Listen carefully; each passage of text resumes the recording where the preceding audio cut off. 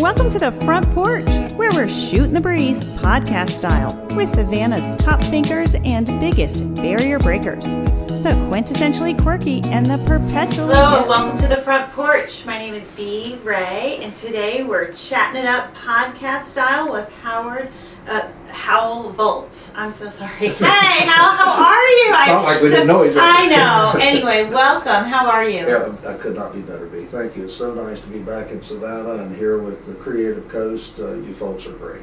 Well, I appreciate that. So you have quite an interesting story to tell. It has been an interesting few years. Yeah. They're a little better these days than they were a few years ago, and I want to thank you for that. So that everyone knows you were the first opportunity I had to get some credibility and get the story out, and it is now being heard. Well, tell us what the story is. Well, I would rather not focus on my journey, but I'll briefly tell it. I spent 7 years being ridden around from jail to jail and prison to prison, courtesy of the American government, and was never convicted in or by any court of jurisdiction. These things I would have thought would be unique, but that journey allowed me to find out it's anything but unique. In fact, it's ubiquitous. The conviction rate here is the highest in the world. The United States of America has only 5% of the world's population, yet we have 25% of its prisoners. Something is clearly wrong. So the message that I share now is not my story as much as this is our story, because 1 of 4 Americans now have a criminal record according to the Department of Justice. They're denied their right to vote, and most of them are black or brown, and I'm beginning to suspect it's almost like a plan to disenfranchise these people and make them voiceless in our society. And is that, but you aren't in that group, or you, tell me how that relates to you in particular. My vote was taken. I can't defend myself or my family. I have to pay taxes for all these federal programs that I can't access, which at one point in our history was called taxation without representation. We fought a little revolution over it, and now 1/4 of America's had a similar experience. Some states allow you to get back your right to vote, some don't. Some you have to get the governor to allow it. Most people don't go to the trouble of trying, because once you've been beaten up by the system, you tend to have so little faith in it and feel so disenfranchised. And now we have a 71 to 75 million person underclass in America, the great big scarlet F on the chest. They can't get a job, they can't access these programs, and that is wrong.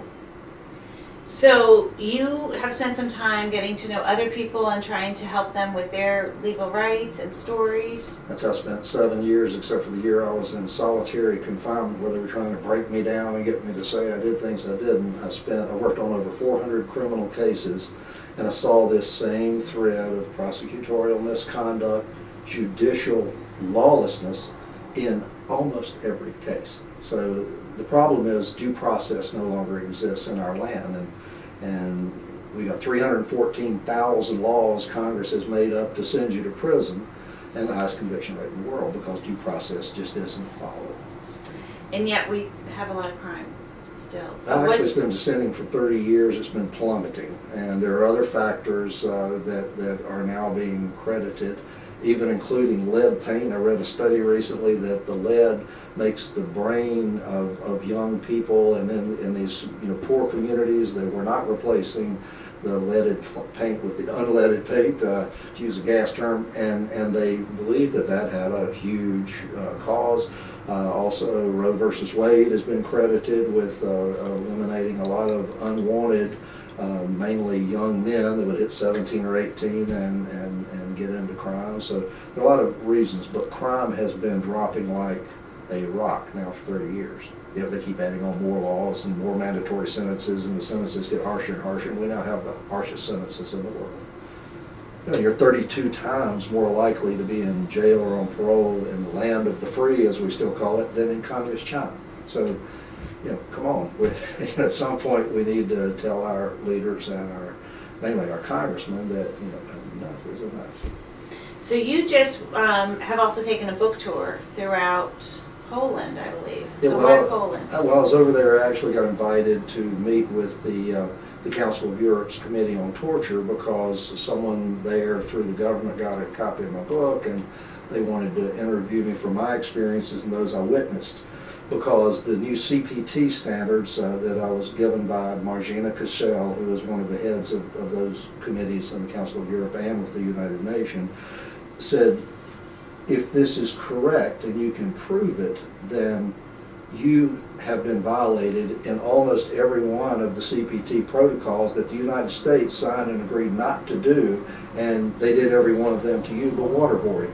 I said, yes ma'am, that's right. Sleep deprivation program, solitary confinement, diesel therapy as they call it, where they ride you around meaninglessly I was ridden around between 29 jails and prisons all over this nation just to keep my attorneys and my family from knowing where I was.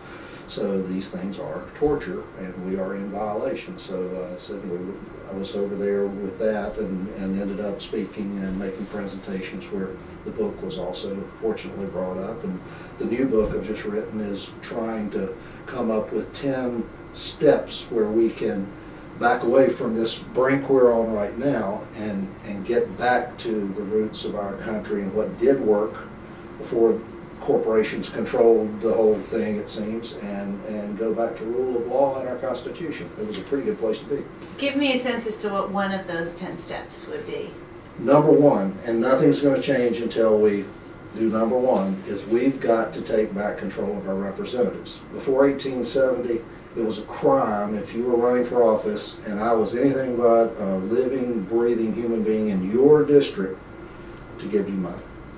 No corpse, no PACs, no foreign governments. That would have put everybody in jail if you did. Now that's a regular occurrence.